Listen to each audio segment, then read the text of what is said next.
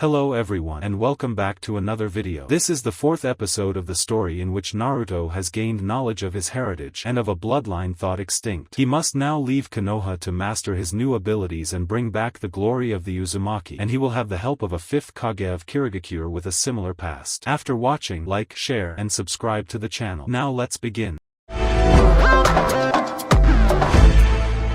Kirigakure front gate. Naruto ripped off his mask and looked into Mei's worried eyes, making sure she wasn't lying to him. Konoha was here?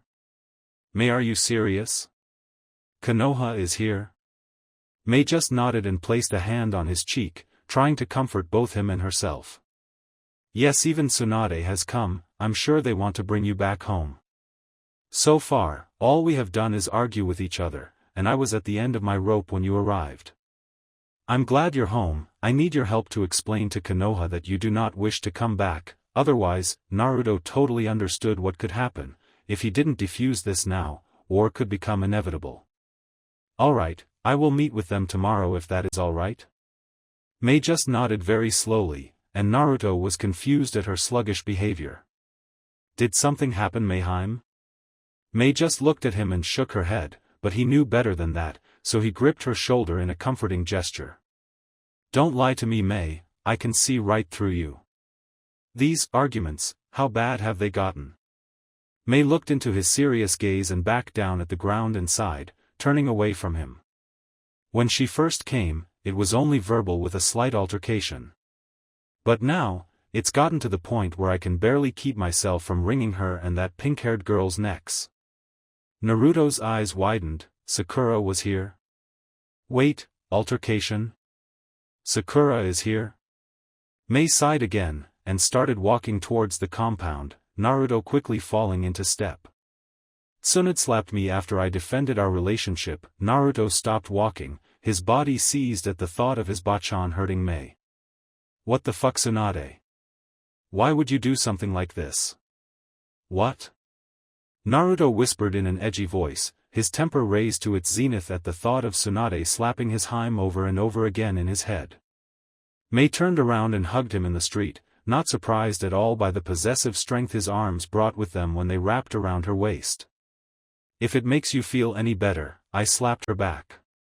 Mei tried to joke, and thought she succeeded when Naruto's mouth switched from a scowl to a snickering smirk, but it only lasted a second. That does help a little, but it doesn't change the fact that she did what she did. She disrespected you, this village, and she has disrespected me too. Mei just shook her head at his reasoning but said nothing. It was impossible to reason with an Uzumaki when they were angry. The clan was known for being stubborn. I know, Naruto, but that is why you need to speak with her. No matter how many times I tell her that you don't wish to come back, she won't believe me. You are the only one she will listen to now. Naruto nodded, knowing that it was his duty to clean up the mess he had brought to Kiri. He had to be the one to fix Konoha. Alright, Meiheim. But like I said, we'll do that tomorrow. Right now though, I need a bath and you look like you could use one of my special massages. Naruto playfully waggled his eyebrows at the young woman, who actually let out a giggle and started smiling. You read my mind, how about we knock both out at the same time? Mei suggested and felt herself being picked up like a bride. Naruto was a bit anxious to feel her again, and she couldn't agree more. Next day, Kirigakure, Konoha's arranged living quarters. Tsunade, we have just received word that the Mizukage wishes to speak with you in her office. Kakashi alerted, frowning inwardly at Tsunade's angry grunt of acknowledgement. Yeah, let's go see what the woman has to say. Kakashi spoke up again, stopping the Hokage's upcoming rant. She also mentioned Naruto was there as well. Even the Kiri guards outside couldn't have caught up with Tsunade if they tried. She had barreled out of the apartment heading straight for the Mizukage's office. Kakashi looked at the other Konoha ninja and saw them preparing to join Tsunade at the meeting. He walked out into the hall since he was already dressed and ready. He noticed the ANBU outside. The door still looking in amazement towards the direction Tsunade left the complex, silently laughing at them. What the hell was that? One of them mumbled, and Kakashi thought to answer with an embarrassed smile, trying to think of something nice to say but couldn't find the words. That was one excited grandma. Kirigakure, Mizukage Suite, Naruto. Naruto and Mei turned to see the door practically caved in from a sudden weight placed on it, bursting open to find a disheveled and crying Tsunade. Naruto was unable to stop her when she grabbed onto his bulky frame, feeling slightly uncomfortable from the feeling. He put his own arms around Tsunade and gave a light hug back, patting her shoulder a bit. He didn't feel like being nice to her right now, but it had been 3 years, the least he could do was offer a hug. Mei stood off to the side, watching the awkward interaction with conflicted emotions running through her. Of course she was happy that Naruto and Tsunade reunited, but she was also afraid and a bit angry at the outcome of this talk. She didn't like how Tsunade had acted to her so far and she was scared that Naruto might be forced back to Konoha, and she would not allow that. "Hi, Tsunade," Naruto said with a little tenderness in his voice, but it brought the older woman down not to hear the endearing nickname he had used 3 years ago. "Naruto, little brat. Why did you leave?" Tsunade leveled a punch right towards Naruto, but found herself staring in shock from Naruto's hand effortlessly holding her own. Naruto did not look amused, he was not about to be punched for some stupid reason and not fight back. "Don't do that," Naruto ground out, slightly scaring the blonde in front of him. Mei remembered he was still angry over what Tsunade had done to her and she moved to calm him, but was stopped by a hand from Naruto. "I can keep myself in check, Mayheim." Mei just nodded and backed away from the two. "Mayheim?" Tsunade looked between the two and wondered why he called her that with such endearment. Surely the engagement was nothing but a farce, a fake thing that the Mizukage had conjured up, right? Naruto just silently shook his head and walked over to Mei, moving an arm around her waist and slightly tugging her against him. Mei smiled and set a hand on his chest while she leaned into him, comforted by the warm embrace and by the fact that Tsunade looked like a fish out of water. "Mei is my fiancée, and she is also my princess.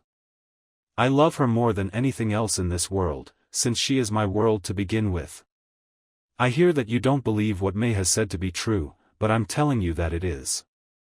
Tsunade just kept staring at the two in shock, not wanting to believe it. If what they say is true, then there is a chance that Naruto really doesn't want to come back. "But surely you liked Konoha better, right Naruto? I mean, you only came here to get training on your bloodline and then you were going to come back. I still have your necklace, I was going to give it back when you returned. You will return with us, right?" Tsunade was hoping and praying but received none of her wishes when Naruto slowly shook his head, and she became infuriated when Mei revealed a small smile. "What the hell are you smiling at, that you won? Surely Naruto isn't in his right mind with you around, all you will do is use him for your own gains. I can stop you right now." Tsunade went to attack Mei but was stopped when Naruto appeared in front of her and gripped both of the Hokage's wrists tightly, no matter how hard she struggled. "Let go, you are not in your right mind Naruto. She's tricked you, it has to be." Naruto's palm met Tsunade's cheek as he slapped her. If anyone was going mad, it was Tsunade. "Get a hold of yourself. First you even think about attacking the Mizukage who is my fiancé right in front of me, and now you tell me that it's her fault this happened? I made the choice to leave, I made the choice to come to Kiri, and I made the choice to stay. Now, leave Mei out of this and yell at me, because you sure as hell won't touch her again." Naruto seethed, angry that Tsunade was acting like a controlling mother. Mei wanted him to calm down and try and see things Tsunade's way as well but was silenced by a loud growl from the Hokage. "You shut up. He may be defending you now, but once he sees the others, he will surely be convinced to come back with his real family." Tsunade smirked and whistled, the doors opening and all the Konoha ninja walked in. Everyone was happy to see Naruto again, even if he was angry at the moment. "Naruto, I see your flames of youth have not deteriorated by living in such a wet country as Kiri. It is good to see you, my friend." Naruto was able to crack a smile and hug the overzealous Lee, who had practically charged over to him first. "Good to see you, Lee. Yuri, just like your sensei." Lee looked like he had just been told he was allowed to go on a date with Sakura. He was practically overflowing with happiness. Yes.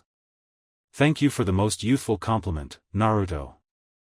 Naruto turned to see Kakashi looking at him with a small smile, having noticed Mei protectively gripping Naruto's hand. Naruto, good to see you again. He motioned with his hand to Mei, who was looking at Kakashi with curiosity. I take it this is the love of your life, fiancé you told us about in Suna? Naruto blushed and nodded, gripping Mei's hand and feeling her squeeze back. Yes, my name is Mei Uzumaki, and I am engaged to the perfect man you see in front of you. Mei finished her introduction with a kiss to Naruto's cheek, who blushed further in embarrassment. Jiraiya silently stood away from the group, leaned up against a wall, observing everyone's reactions to Naruto. Tsunade was smiling upon seeing Naruto so friendly with the other Konoha ninja. Sakura looked to be getting a bit jealous and moody at Mei and Naruto's clingy attitudes, and Kakashi was still as laid back as ever. I suppose I was wrong on my first assumption of the Mizukage, she isn't an old hag. Naruto sure did bag a good one there, wonder if she has any sisters? Mizukage-sama. Mei turned to look at Sakura, who she had barely spoken to over the past few days of her being there. All the times they conversed, Sakura would keep conversation to a minimum and sometimes glare at Mei for no reason, frustrating and confusing the redhead. Yes? Naruto turned to look at Sakura now, she appeared to be gathering her strength. I want to know why you love Naruto. What do you have that other girls don't have? Why did you choose him and he chose you? Mei was surprised at her question but quickly came to the conclusion that she was interested. I haven't the faintest idea why she is though. Naruto told me of her behavior towards him before his leave. She looked around to see everyone was interested in her answer before taking a deep breath and smiling. She looked at Naruto, who was looking down at her from his position beside her, and she moved her hand to rest on his cheek. I love. Mei searched for the right word. Everything about Naruto.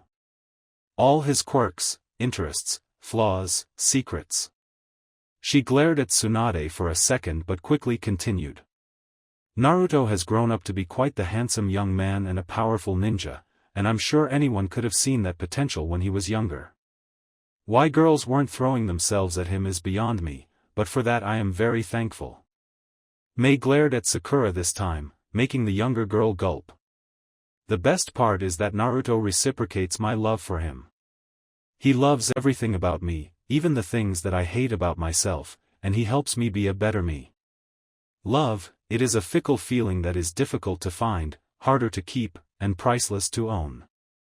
That is why I love Naruto. I'm sure he can agree, right Naruto? She looked at him and smiled brightly when he smiled at her. That's right. I wouldn't ask for my life to turn out another way. I'm very happy with what has come. Sakura frowned after hearing him acknowledge the woman's speech, but quickly recovered with a small smile. I know I cannot have him, perhaps this is for the best. I understand, thank you Mizukage-sama. Mei just nodded, not really paying attention to anything other than Naruto. Tsunade had progressively sunk deeper and deeper into anguish as the conversation went on. Sure, she was happy Naruto found happiness, but why did he find it with Mei? Why couldn't he have waited a little longer for Sakura or even found some nice Konoha civilian girl? Besides, Mom encouraged me to go out and explore the world. She told me that she and my father would be proud, no matter where I lived or went. And with that adventure, I came here and found what I really wanted all along, a nice Uzumaki girl, just like Mom said. Mei blushed at that, feeling eyes on her again. Naruto had about your family? What about Konoha? Tsunade whispered, making Naruto frown at the thought of his precious people. While Konoha will always have a place in my heart, I have another family now, one that is just as important that I will not let go of. At that, a large group of Kiri Shinobi filed inside, including Ao and Chojuro. They fell into standing behind the entangled Uzumaki couple. Tis my family. Naruto motioned with his free arm. The Kiri Shinobi smiled and gathered around Naruto, clapping hands over his shoulders or Ao messing up his hair. Mei giggled and felt so happy inside to see Naruto finally having what he always wanted, a family and the support of a village. Kiri truly loved Naruto. The Konoha ninja felt very melancholy after this display of affection from Kiri. No longer could they fool themselves into thinking this a clever genjutsu. Naruto really did like it here and wanted to stay, that left their options close to none. But what about us? Tsunade asked meekly, wondering where Konoha now stood in Naruto's heart. Naruto stopped smiling and looked down at the ground, trying to figure out just that same question. Well, I'm technically a missing nin, so I can't just go back to Konoha. Tsunade's hope sprung back. Was that all? Naruto, I can easily pardon you of that status if you came back, it would be no problem. Naruto just sadly shook his head. I made no mention of coming back with you, Tsunade. I was merely stating why it would be dangerous for me to even touch soil from your country. Our country. Jiraiya seethed, and Naruto cast a glare at him. Your country. I no longer align myself with Konoha, I am a Kiri shinobi. I will not stand for this nonsense. You will be coming home now. Tsunade yelled out, her anger once again rising to the surface. Don't tell me what to do, Hokage. I'm not one of your ninja and I sure as hell am not your child to be ordered around. Tsunade gasped at his outburst, causing all the Konoha ninja to flinch, other than Jiraiya.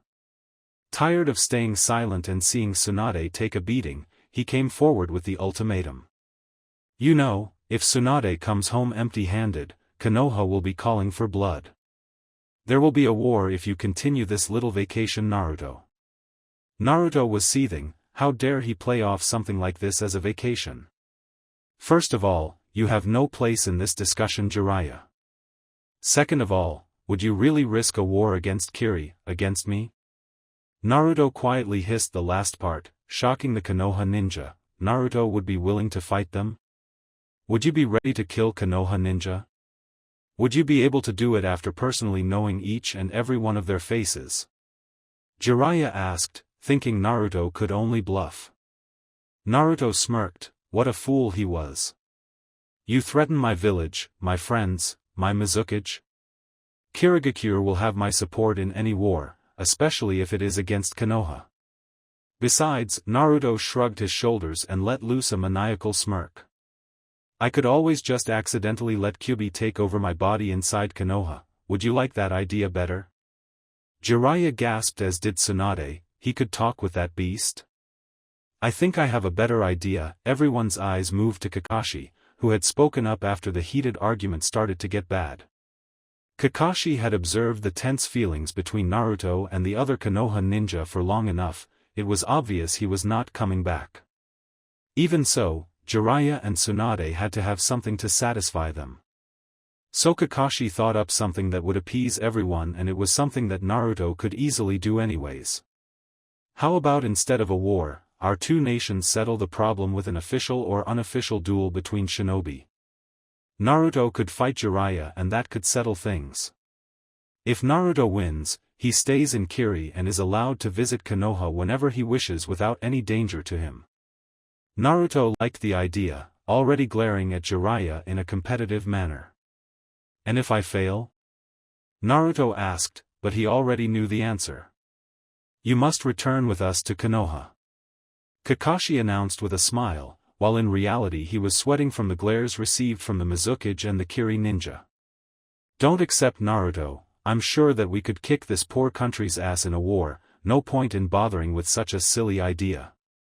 Ao announced, silently worried that Naruto could lose his battle. Yeah, Naruto, the 7 swordsmen are behind you in a war, you know that. Miro Rotoda, fellow swordsman of the mist, yelled out. He would gladly march to war with the young blonde, having garnered respect for the Jinchuriki when he was in training to become a swordsman. Naruko's your decision. Naruto was still smirking, as was Jiraiya. Both were confident in their abilities to beat the other. I'll do it. Everyone settled down a bit after that, although Kiri was a lot more tense after Naruto's agreement. Tsunade spoke up, angry over the deal. That is great and all, but I'm not satisfied. I want to fight Mei in a match as well, see if she is really worthy to call Naruto her future husband. Mei looked at Tsunade with a surprised face. Kiri and Konoha were also taken aback by the request. This bitch wants to see if I'm worthy, huh? Well then, I'll just have to give her a show. Alright, but it will be only taijutsu, and none of your super strength. Tsunade smirked at that. She already fought like a brawler without her strength. This would be easy. Tomorrow it is then. I think everyone should get some rest for it. Let's go home. Kakashi announced, but stayed behind to talk to Naruto. Naruto saw this and moved to Kakashi as everyone but Mei headed out too. Naruto, I'm confident in your abilities. Jiraiya may have confidence too, but I don't believe he can win this match against you. Naruto was surprised. Kakashi set the match up on purpose? Wait, you mean you think I'll win anyway? Kakashi just nodded. I told you in Suna, I support you in your choice as Gaara did. Tsunade may not be in the right state of mind to hear it, but it's past time that you chose your destiny, and you have chosen. If this is your place that you wish to be, then I will happily agree. Besides, I failed you as a sensei, and to help you with this, is the least I can do. Kakashi looked down in shame, and Naruto frowned. Kakashi, is it true that Jiraiya no longer writes Ika novels since I left? Kakashi looked up confused, as was Mei, but he nodded anyway. Yeah, he said that he could no longer sit around researching while you were off missing or something like that. Why? Naruto smirked deviously, scaring his old teacher. In the match tomorrow, I think I can make him see the error of his ways. Hopefully you will be enjoying a new novel soon, Kakashi. Naruto mentioned before taking Mei's hand and walking out of the office, leaving a confused but somewhat hopeful copy ninja behind. I wonder what he meant by that. Kirigakure, General Training Grounds, are you ready for this, Naruto? Jiraiya had stepped into the aforementioned ring and taunted the blonde. Naruto just nodded his head and looked at Ao, the self-designated referee. Alright. The rules for this fight, keep it in the ring, everything else is allowed. Naruto and Jiraiya nodded and Ao stepped back with his arm raised high before lowering it. Jiraiya roared and charged Naruto, who stood with his hands in his trademark technique's hand sign. Shadow Clone Technique. At least 24 Naruto clones appeared, leaving Jiraiya standing in the middle of the ring wary of his next move. All the clones set up for another jutsu and Jiraiya was prepared for anything but the jutsu they called out next. Tsunade Harem Technique. Everyone's eyes widened when out of the large batch of smoke came 25 Tsunades in very skimpy or no clothing at all, leaving Jiraiya foaming at the mouth with blood gushing from his nose. Jiraiya-kun, the girls cooed, wagging fingers for him to come closer, to which he did with a speed thought impossible. Oh Tsunade-heims, you have finally seen the error of your ways. I always knew you would call for me eventually. I'll have to thank the Gaki later. Jiraiya felt himself being pulled closer and closer until his face was buried under the clone's excessive cleavage, smothering him into a blissful unconsciousness. Ao watched on with wide eyes and a small blush before entering the ring and observing Jiraiya. Naruto's clones were long gone from the pervert. Naruto has knocked Jiraiya unconscious. Naruto is the winner. The large Kiri group erupted into cheers, Mei running across the field and kissing him for all she was worth. Oh Naruto-koi.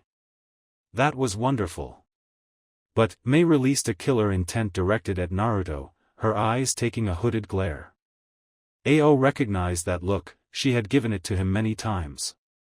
But you will no longer use that technique ever. Got it? Naruto just gulped and nodded, frightened at her reaction to his winning jutsu. Mei immediately brightened upon his nod and kissed his lips again before walking off to Naruto's side of the ring. Her match was next. Tsunade meanwhile, too angry at Jiraiya and Naruto to remember the match, was slapping Jiraiya's unconscious face silly. Damn it Jiraiya. You wake up right now so I don't feel as bad when I beat your ass. Mei sighed, already impatient over the blonde. Are you ready, Hokage-sama? Tsunade looked up and saw Mei waiting for her in the ring, which she smiled to and entered it herself. Ao nervously walked up, fearful of either lady's strength. Okay, this match will consist of only taijutsu. Keep it clean, like back in my day when Kunoichi he was interrupted from his rant by an irate Mei. Ao. Shut up and start the match before I kill you. Ao just backed away and made a cutting motion with his arm, signaling the start of the match. Alright bitch, let's go. Tsunade announced, feeling very free now that she was in a ring with the Mizukage. She was so excited that she wasn't able to catch Mei's sucker punch, she took it right in the jaw and stumbled backward. Tsunade wiped her lip of blood and smirked. What the hell was that, a bug bite? Mei growled and charged the blonde again, intent on ending the battle quickly. She generally detested taijutsu, she much preferred her ninjutsu over hand-to-hand combat any day. Tsunade was able to counter her punch and went for an uppercut, one that was narrowly avoided by Mei. With her leg guards, Mei felt she had an advantage over kicking and sent a roundhouse straight for the older woman only to have her leg caught and be thrown across the ring. Tsunade smirked and went for the downed Mei, bringing the woman into a choke hold and inadvertently zipping her blue dress down a bit, revealing more cleavage than anyone should see other than Naruto. Kakashi uncomfortably adjusted his pants along with several Kiri ninja, their thoughts intertwined. Whoa, this is hot. Naruto was pissed, he quickly went through a few hand signs that left only himself and Ao in visibility of the arena with an earth wall in the way. He brought his hands up to his mouth and called out to the hurting redhead, bringing her out of her trance. Come on Mayheim, show her what Uzumaki women can do. Mei smirked at that, quickly thinking of a way to distract Tsunade. Seeing her disheveled gray jacket, Mei gripped it and revealed one of the blonde's nipples, making her gasp and loosen her hold while she tried to adjust her clothing. After the grip had been lost, Mei headbutted the back of her head into Tsunade's face, causing her to scream in agony when her nose broke. Turning around, she quickly kneed the Hokage's stomach, winding her and pushing her body up in the air momentarily. With this newfound elevation she caused, Mei brought a bone-crushing elbow into Tsunade's back, sending her sprawling to the ground. Mei dusted her hands off and readjusted her dress, slowly walking back to Naruto. Mei, look out! Mei's eyes widened when she felt a hand grip her leg and brought her down to the ground. Tsunade was on top of her from the get-go. Bitch! Mei cursed, feeling the weight of each impact and tear on her body, resolutely trying to fight back.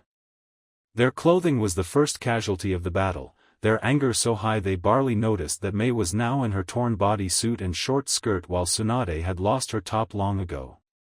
How do you like this? Mei asked when she pinched a nipple and twisted quite harshly, smirking at the pained sound uttered from Tsunade. To retaliate, the blonde quickly punched Mei in the face, the first real damage anyone had done to the other. Mei felt her cheek and hissed in pain, now realizing it was serious. Alright, two can play at this game. For the next few minutes, all that could be heard were smacks of knuckles and knees against vulnerable flesh as the two released their emotions in the ring of pain. The two finally settled the battle with a final blow that had both knocked the other out, allowing Naruto to come to the field only after Ao announced a draw. Mayheim, Naruto whispered as he cradled a hurt Mei, his Kiri Jounin vest already covering her revealed body. Her eyelids fluttered open for a moment, a small smile gracing her chapped lips. Did I kick her ass, Narukoi? Naruto smiled a little, gripping her bloodied hand. As far as I'm concerned, you showed her just what an Uzumaki woman can really do. Just, try not to do any of that to me, alright? Mei giggled a bit but hissed in pain, her ribs cracked from Tsunade's onslaught. Naruto cringed and yelled at Ao, who was watching the two camps attend to their Kage. Ao! Get us a damn medic, the Mizukage is hurt, you idiot. Ao was startled but nodded and began to walk off to get a medical ninja when Sakura called out. Wait! I can heal her. Naruto watched in amazement as Sakura walked up and began to heal the Mizukage's wounds, her bruises and scars disappearing. Sakurui, are you doing this? Sakura looked up at Naruto with a sad smile. It is the least I can do, Naruto. I want to show support for your relationship even though I wish to be with you. I can see you happy with her. I want to help you Naruto, and if this is the only way I can do it, by healing wounds then I'll do that. Naruto was shocked at her proclamation but only smiled and nodded, allowing Sakura to smile too. Thank you Sakura, Kirigakure Gates. Next day, are you sure you won't come with us Naruto? Rock Lee asked, and smiled sadly when Naruto just shook his head. Konoha was prepared to leave, indeed empty-handed as the Kiri group saw them off. Don't worry, I'll make sure to come and visit sometime. But like I said before, me place is here. Naruto said with a glance to Mei, who smiled brightly. Good luck on your travels Naruto, I hope to see you soon. Kakashi shook his old student's hand, a simple goodbye from a simple, laid-back man. Yep, I'll probably need it. Next up was Jiraiya, who was still blushing from his memories of yesterday. Naruto, Jiraiya was no good at saying goodbyes, he had planned victory speeches instead. I'll be sure to send you the next issue of Ika Ika Paradise. Mei smiled threateningly, making Naruto and Jiraiya flinch in fear. And I'll be sure to burn it when it arrives, thank you Toad Sage. Jiraiya just scratched the back of his head and walked away frowning at the thought of someone destroying his works of art like that. Sakura walked up to Naruto with a melancholy smile. I'll see you later. Sakura, thank you again for what you did for Mei and me. Sakura just nodded and got one more hug from Naruto, one she enjoyed very much. I hope to see you soon, Naruto-kun. Naruto inwardly cringed as Tsunade walked up, afraid of what she might say. Naruto, here it comes, I want 3 things promised to me before I go. She held up 3 fingers with a stern look set on her face. Naruto and Mei gulped. 3? Tsunade nodded. 1. I want you to visit monthly. 2. I want an invitation to the wedding. Naruto had nodded to the first and blushed at the second but nodded anyway, Mei not much better off. And 3. I want to see grandchildren before I die, got it? She directed the last wish to Mei, thinking she was probably the prude and reserved one in the relationship. Mei gulped. If only you knew, I actually was the one that attacked Naruto first, deal. Naruto said, not seeing any real difficulty in meeting the demands, no matter how private they may be. Alright, goodbye Naruto. Tsunade said solemnly, wishing he was coming back instead of staying. She was shocked when Naruto wrapped his arms around her in a tight hug, too shocked to hug him back. Goodbye Aba-chan. And with that, he kissed her cheek, leading her to cry from happiness. She had her little Naruto back, the hero had forgiven her after all. Kirigakure, Mizukage Suite, 1 week later, are you ready for your next mission Naruto? Mei asked rhetorically. Naruto had been quite bored around Kiri lately and she wanted to reward him with some excitement. Yes, Mizukage-sama. Mei was about to tell him his next mission when a knock came to her door, making her sigh in frustration. I'm always interrupted, this better be important. Come in. Naruto turned around to see a haggard messenger with a piece of parchment, and was shocked when it was handed to him and not Mei. What does it say, Naruto-koi? Naruto looked down at the message, his mouth slowly opening in shock from its contents. Deliver only to the blonde swordsman of the mist, Naruto, this is Mikaru, commander of the Kinkaku bounty squad. Tamura told me of you and your exploits upon his return from Wave, and I must say that I'm impressed. While Kyumo and Kiri have had our differences, I would like to thank and assure you that you have my organization's support in the future. Now the real reason I have sent this message is a bit more serious. From our reports, the dreaded Akatsuki organization, who admittedly our country knows little to nothing about, has been seen moving around in Kyumo. While we are not sure of what they are looking for, the Raikage has ordered my forces to keep an eye on them, and from what I have heard amongst rumors is that you have a problem with this organization. Whatever the reason, I wish for you to come to the port city of Nagara in Lightning Country immediately. I have received word that Akatsuki has frequented that area, and coincidentally, a Jinchuriki container of ours, Yujito-ni also does. We are afraid that either Akatsuki will try something or the volatile container will instead. We feel that with your apparent expertise, we may be able to handle the situation better. I have Tamura there to help accommodate you upon arrival. He also has a large contingent of Kinkaku hunters with him. We have no idea what we could be facing with the possible enemies. I ask for your speedy arrival, because if you do not act quickly, Tamura will have to intervene on his own. That could lead to any number of results, and I doubt the odds are good for my men. Please, hurry to Nagara and help us keep Akatsuki under control. Mikaru, Kinkaku Bounty Squad, looks like that mission will have to wait. Mayheim. I have another Jinchuriki to save. Konoha, unknown location. An aging man sat on a small cushioned chair inside a darkened room. He looked to be waiting for someone. He had many scars on his face and his right eye and right arm were covered in bandages, obscuring their form and making it look as though he were crippled. A cloaked figure appeared before him and he smiled a warm smile, or at least as warm as Danzo's smiles could get. Welcome back. He lost his smile and looked sternly at the rude operative. Report. Sir. The man sounded off, acknowledging the order. From what I have been able to gather, the visit to Kiri did not go well for us. We were unable to obtain the Nine Tails Jinchuriki and no reparations were made against Water Country. The man reported, quietly noting the little to any change on his leader's visage. That is what I expected. Tsunade can't do anything right for this village, she is too soft, and it's because of that boy. I suppose we will have to take matters into our own hands now. Danzo reached into his pocket and fished out a scroll. He placed it in front of himself. Take this scroll and alert Hyo to gather his squad. He has a new mission that is to begin immediately. I don't want any mistakes, Sai. The masked ANBU, now revealed to be Sai, nodded and along with the scroll, disappeared from sight. Danzo sighed and looked towards the door, silently contemplating the turn of events. Naruto Uzumaki, did you really think you could escape Konoha's leash that easily?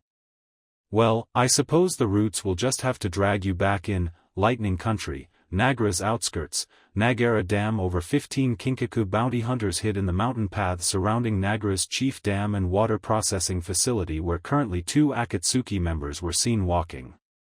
The cloaked men appeared to be walking in a random direction, but looks were always deceiving.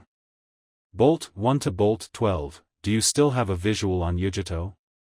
A radio crackled to life, sending the request to one of the hidden shinobi. Bolt 12 here, I have Yujito in my sights. She is still inside the administrative building. Do you want me to pull her out? That is a negative, we are still waiting for our other guest to arrive. Keep an eye on her. Roger. Tamura sighed, wishing the stupid mask wasn't in his way so he could rub his forehead. Trailing both Yujito and Akatsuki was annoying business. He wished they could just knock Yujito out and take her back to Kyumo, but it was not meant to be. Come on Naruto, where the hell are you?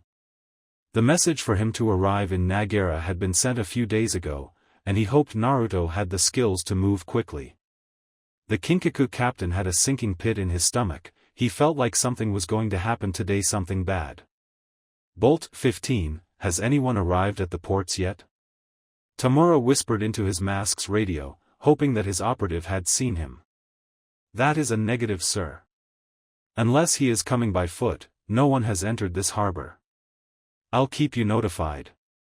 Tamura held back a sigh and just nodded to himself. He looked left and right. The closest Kinkaku members were leaning over the mountain's edge, flexing their muscles in anger and anticipation. It seemed everyone wanted to take a shot at Akatsuki, even if they didn't have any problems with them to begin with. Probably since they are always smirking, cocky jackasses. Sir. This is Bolt 9, the Akatsuki are on the move. Tamura could tell that from where he was. What was the big deal? I know that, Bolt 9, what's the rush? They always walk down the same street then go back into town. What's so dash? Tamura was interrupted when the man hissed back into his radio, his nerves getting the better of him. They are entering the administrative building. They must be headed for Yujito, sir. Tamura was about to order the man to calm down when his radio crackled again. Sir, this is Bolt 12, I have lost Yujito. 1 second she was standing in front of the window and the next she disappeared. Great, can anything else go wrong right now? Sir, the Akatsuki killing everyone in the administrative building, they are slaughtering them. Shit. Tamura said aloud, the Akatsuki obviously don't like witnesses. All squads, converge on the surrounding buildings and evacuate as many civilians as you can, the administration building is a no-go. I repeat, the administrative office is off limits. Bolt 12, find me Yujito now, I don't care if you have to beat her senseless, get her back into town. Bolt 15, if you don't have good news for me, I'm gonna skin your ass. Roger that, sir. His men chorused their assent and moved at top speeds from their concealment points, moving to the few buildings around the dam and started to evacuate the confused workers. Bolt 15. Siri, think I see him, he is running across the water, sir. I repeat, the swordsman has arrived. Tamura smirked, the guy made it right on time. Alright Naruto, I thought I was going to have to steal all your thunder. This time, looks like you're stealing mine. Now the fun begins. Nagara Dam, 5 minutes ago. Hey Kakuzu, is today the day we get to catch the cat? Haiden asked his masked partner, eliciting a lazy glare from the man. I already told you this morning, will you shut up already? If you aren't careful, you might just get yourself killed this time. Haiden laughed at the man's accusation, how he wished someone could do that. Yeah Kakuzu, whatever you say. I got dibs on this one though, I want a fucking challenge and I hear that she is one feisty feline. Kakuzu sighed and looked him in the eyes. Your jokes suck, Haiden, sometimes I just want to kill you. Haiden tried and failed to hold back his laugh and Kakuzu had to hold himself back from socking him in the face. Well, do you call dibs on the people inside this building as well? The Extaki ninja inquired, eliciting a groan and a mumbled, no, from the white-haired man as they stood in front of a giant office building. I guess I could spare a few, but you have to let me do my rituals. I hate your rituals, can't you just skip them? Kakuzu immediately regretted bothering to ask when the man turned to him with an insulted face. Skip it? Skip it? I can't skip my rituals, that is a blasphemy against God. I was just asking, calm down. Haiden scoffed and actually looked serious for a second. You ready? Kakuzu looked at him with another glare and held up his arm, already hardening it with his special technique. Idiot, what the hell kind of question is that? And with that, he punched through the glass door and walked inside before proceeding to burn through the startled workers with his fire jutsu. Haiden scoffed again and actually opened the door instead of breaking it, throwing his scythe at a fleeing worker. Jackass, always has to have a flashy entrance. Nagara, Harbor District. Naruto ran across the water, passing by boats with startled and amazed passengers because of his ability to walk on water. He didn't even spare them a glance though, he was looking for something that would stand out in particular. He jumped up and landed on the solid concrete wharf, looking at his surroundings and trying to find someone that looked like they were here for him. Let's see, there are a few Kumo shinobi guarding the gate, but they don't appear to be interested or involved. I also don't see any wiry civilian informants, those guys are easy to spot in a crowd, so that just leaves Uzumaki-san. Naruto turned around with a kunai held against a katana with one of the Kinkaku shinobi holding it. Naruto stowed away his weapon as the other man did, trying to not make a scene amongst so many civilians. There really isn't much time to explain, sir. Tamura has already moved to commence operations and I have to get you to their location. If you have a radio, change your frequency to 389. 5, that is our squad communication link. Naruto nodded and began to fumble with his communicator while following the golden-masked man out of town towards a mountain path flanked by a river. So what exactly is the situation, Anbu-san? The man afforded a glance to his right and looked back forward. From what I can tell over the radio, we lost track of Yujito, who we were supposed to be tracking. We think that she is their target and recently it sounded like they were finally making their move to attack her, other than that I have no idea. I have been at the docks waiting for you to arrive. Naruto grunted in acknowledgement and smirked in satisfaction when he started to hear voices emanating from his earpiece, although the words spoken didn't cheer him up. Sir, buildings 2 and 3 have been evacuated, moving to the last one. Roger that, can someone give me an update on the administrative building? Bolt 5 here, can't see shit from where I am. The windows are covered in blood, it's pretty quiet though sir, I think it might be over. Bolt 12, did you find the blonde yet? Naruto was intrigued by this, was he the blonde? Roger sir, I found her. The bad news is she is inside that building, more specifically in its lower levels where the sewers run. Best I can tell is that she is being followed by the 2 Akatsuki but they are still moving, we have some time. Keep in touch, prepare yourselves boys. As soon as our guest from Kiri arrives, we will be moving into those tunnels and flushing out the Akatsuki bastards. Maybe Yujito will even reward you poor lonely bastards with a kiss, Kami knows most of you need one. Yes sir. Naruto smirked, that must have been Tamura, he could always liven up a crowd. Naruto turned to his guide to ask how much longer.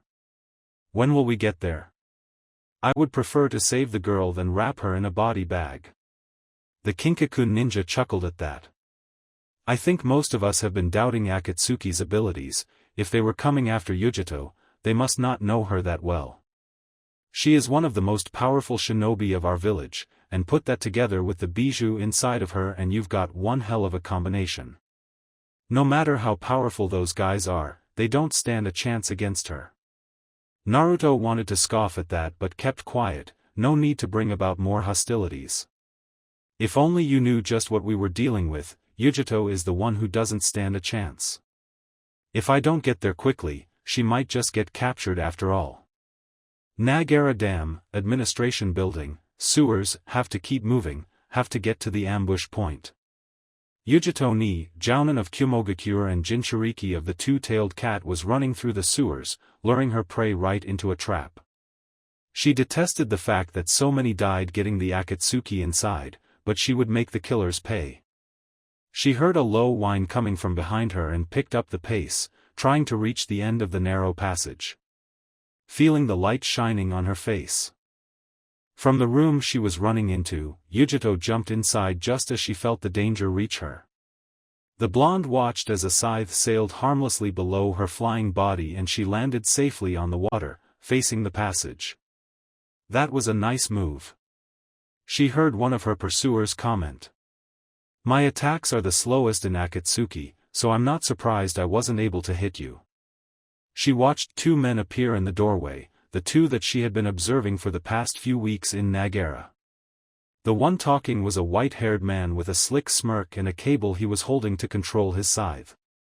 The other had strange eyes and a taki headband, his face was covered by a mask and he looked very bored or annoyed.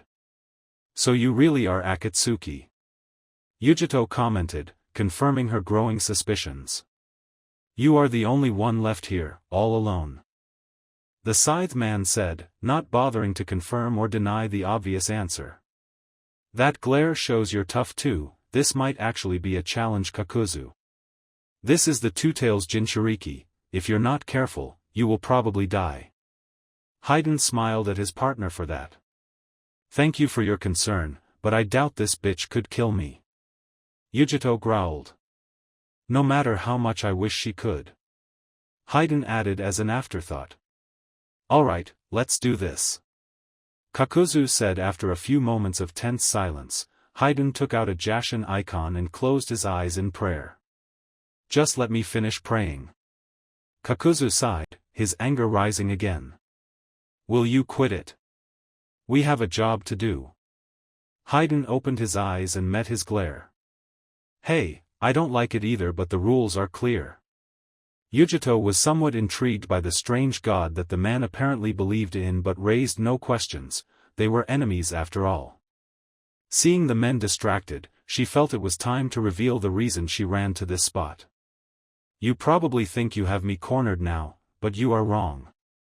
Yujito formed the serpent hand sign and focused her chakra. Haiden and Kakuzu's eyes widened a bit when they heard the familiar sizzle of an explosive tag and looked at the door to see one explode and then another. Soon all the doors had collapsed in on themselves, leaving the three trapped inside the sewer room. I purposely lured you here. Now that I know you are Akatsuki, I cannot allow you to leave here and continue your deeds. The Akatsuki had their own little conversation, ignoring the girl. Looks like she got us good, Kakuzu, we're trapped. Haiden faked distress, his partner showing no real signs of emotion. It's not a problem, in fact, this works out even better. She's trapped in here with us, that means no escape in case she tries to turn tail and run. Haiden started laughing after that, much to Yujito and Kakuzu's ire. Huh. You actually made a joke, Kaku. Haiden was interrupted when he was backhanded by his partner, his fist shaking in anger. Would you shut up, we have a job to do. Haiden just rubbed his lip and shrugged. Damn it, Kakuzu, why the hell did you have to hit me with your damn jutsu too? That hurt like a bitch. I swear on my name, Yujito ni of Kumogakure, that I will end you here and now. Haiden turned back to his target after that, his humorous attitude gone. You'll kill me? Haiden asked incredulously, pointing his finger at her. You know I really hate when people shout out battle cries like that, it makes me angry. And when I get pissed, the blood rushes to my head. And when blood rushes to my head Haiden was interrupted by Kakuzu, who was at the end of his rope. Shut up Haiden, you talk too much. Haiden looked at the green-eyed man and shrugged. Sorry. He looked back at Yujito. But when blood rushes to my head, I start forgetting about our objective and just start killing anything and everything. If you don't calm down Haiden, I will do it for you. Our orders are absolute. Akatsuki's mission really goes against everything I believe in, I mean leaving someone half dead is blasphemy. Can we just talk this out instead? Yujito's eyes widened in surprise. Talk it out? She asked aloud, curious. What is with these guys? How's about you just let us capture you? Haiden suggested, but soon realized it wasn't the right thing to say when the woman changed from calm to pure anger. She slammed her hands into the water, her chakra overflowing and changing into a deep flaming blue color. Her hair braid snapped from the sudden pressure and her hair flew up into the air above her, her face in an unbridled fit of rage. Don't mess with me. Yujito began her transformation into the two tails, the blue chakra quickly taking a lumbering shape of a cat over the two men. Yujito's body completely disappeared and she allowed the cat's consciousness to take over somewhat, however she kept most of the control. In her new body, she held a final battle cry over the two surprised Akatsuki. Whoa, what is up with her? She just let the beast inside take over her, she looks just like it. Kakuzu wasn't given time to respond as a large paw came slamming down on him, forcing him to harden his skin and absorb the impact. Haiden gaped at the large paw beside him, surprised at the beast's pure strength. He wasn't given much time to admire though as the bijou looked at him with an open mouth and a fireball forming within. Shit! Haiden quickly sidestepped out of the way, just barely avoiding the blast that was meant for him. The fireball impacted the wall and exploded outwards with a large amount of energy. Outside, the ground surrounding the building began to shake and everyone looked to see the administrative building explode from a large source of pressure. Haiden avoided falling debris from the wrecked building above, hiding behind a piece of rubble big enough to hide his entire figure. He caught his breath and peered around a corner, trying to find the enemy and his partner. Damn cats, I thought they hated hot stuff. He spotted the cat, it was glaring right at him with its pupilless yellow eyes. So this is the two-tailed cat everyone calls the living ghost? It has me right in its trap, I'm like a rat in a maze, hee that's kinda funny. Haiden chuckled before moving to avoid a swipe that decimated his cover, preparing his scythe when he saw Kakuzu up and moving. This gonna be fun. Nagara Dam, outside perimeter, what the hell was that explosion? Naruto asked upon arriving at the blockade the Kinkaku had set up to ward away any civilians. Tamura stood with at least a dozen other hunters, all snapping on equipment or doing final checks before entering battle. Seeing as he wasn't getting an answer, Naruto stalked up and grabbed Tamura by the collar, eliciting many katana to be drawn against him, to which he ignored. What the hell was that? Naruto asked again, sounding out each word like the men were idiots. He could tell that they were all angry and annoyed by his presence. Hell, even Tamura didn't seem all that enthusiastic. He didn't care though. He had to find and destroy the Akatsuki before they could get their hands on another Jinchuriki. That was Yujito's power in combination with her tailed beast. We believe the fighting has already started and we are preparing to set up a perimeter and allow her to fight it out with them. Naruto scoffed. So you aren't going to help her? She is one of your own, damn it. The Kinkaku shifted, some crossing their arms while others shook their heads. Hey, if you want to get yourself killed by entering the ring with her, that's your call. We normal shinobi would be dead from friendly fire in the first 5 minutes. We will make sure that if she does lose, they won't get away with her. Alright, I'm going in to help her. Watch my back, alright? He started running towards the fireworks but was stopped by a firm hand on his shoulder from Tamura. Naruto growled, this was taking too long. I really would suggest you stay here, you can't keep up with them no matter your skill dash. Naruto shrugged off his hand and took off his hunter mask, allowing them to see his face. I am a Jinchuriki like her, so I damn well better be able to keep up. I'm not allowing them to take her and I'm sure as hell not going to let you or your men stop me. Got it? Tamura and the others had silently gasped at the knowledge of him being a Jinchuriki, but quickly got on the same page with him. Alright, just thought I would give you a fair warning. Try to play nice, we enjoy our dams here in Kumo. Naruto smirked, opting to keep his mask off for this battle. I'll try, but no promises. And with that Naruto was off, running straight for the battleground that allowed Yujito's hulking form to be seen. Alright men, set up a 2-mile perimeter, no one gets in or out. The Kinkaku saluted their captain and disappeared, leaving Tamura with his own front row seat to what could be the most interesting battle of the millennium. Nagara Dam, Administration Building, Ground Level, ROHH. The large cat swiped its paw at Haiden again while preparing another fireball to be launched at Kakuzu. Come on pussy cat, you'll have to do better than that. Haiden taunted, weaving in and out of her claws and swipes. Get serious Haiden, quit acting tough. Kakuzu went through 3 hand seals quickly while standing on the river outside, slamming his foot into the water. Water release, water wall. A large wall of water shot up in front of him and warded off the fireball, but just barely. Kakuzu was squinting from the sheer concentration it required to maintain the wall from the blast. The Two-Tails fire affinity was truly a powerful thing. The Akatsuki's plan was to wait until Yujito had exhausted herself of tailed beast chakra and then move in for the kill with Haiden's special technique, but staying alive was no easy feat with this Jinchuriki. That was why they were picked though. After all, they were nicknamed the Zombie Brothers by Kisame once. No matter what, it just didn't seem possible for the two to die. Lightning release, false darkness. Using his multiple hearts, Kakuzu was able to use any affinity he wanted, something which silently pleased him to no end. A yellow outline mask sprouted from his back and hung over his shoulder, its mouth opening and gathering an almost purely white ball of chakra. The Two-Tails looked intrigued but cautious, holding its position while Haiden watched the battle unfold, unable to get close to the Jinchuriki and get her blood while she was transformed.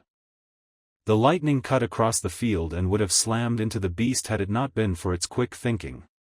The bijou moved itself behind a relatively large size of rubble and that caused the lightning strike the piece. The attack moved through the concrete quickly but gave just enough time for the Two-Tails to break into a run towards Haiden. Shit, I'm gonna be pissed if I have to sew his body back together again. Before Kakuzu could move to help his partner, he felt a tingly warning sensation in the back of his head and turned to see a 3-pronged kunai headed straight for his face. Shifting his body to avoid it, his eyes widened when a yellow flash appeared in front of him and a strong punch sent him sailing across the water. Slowly getting up, he was met with the sight of a blonde-haired teenager with a large sword on his back and piercing blue eyes glaring at him. Somewhat intrigued, Kakuzu searched his data banks for the kid and could recognize no one that he knew of that had a death wish or grudge against him.